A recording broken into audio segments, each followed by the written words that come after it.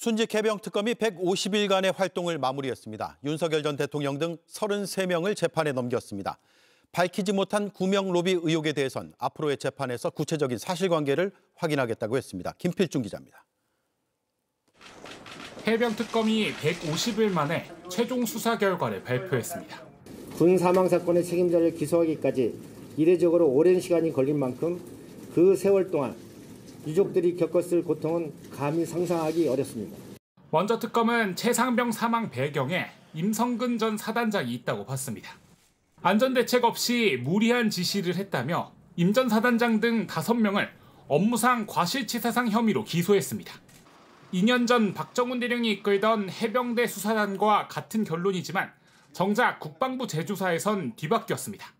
특검은 뒤바뀐 배경에 윤석열 전 대통령의 경로가 있었다는 걸 밝혀냈습니다.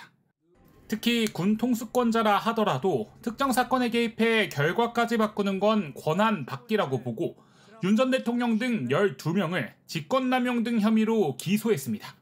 이후 이 전 장관의 호주 대사 임명과 출국금지 해제 과정에도 윤 전 대통령과 박성재 법무부 장관 등 6명이 직권을 남용했다며 재판에 넘겼습니다.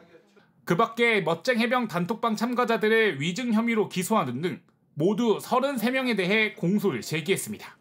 하지만 구명로비 의혹에 대해선 상당한 개연성이 있으나 관련자들의 비협조로 구체적인 사실관계 확인은 하지 못했다고 덧붙였습니다.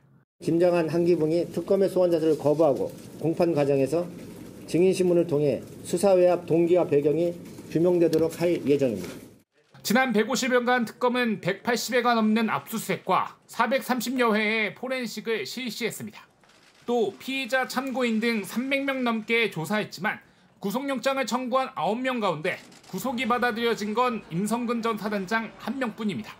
JTBC 김필준입니다. JTBC 뉴스를 시청해 주셔서 고맙습니다. 저희는 저녁 6시 30분 뉴스룸에서 뵙겠습니다.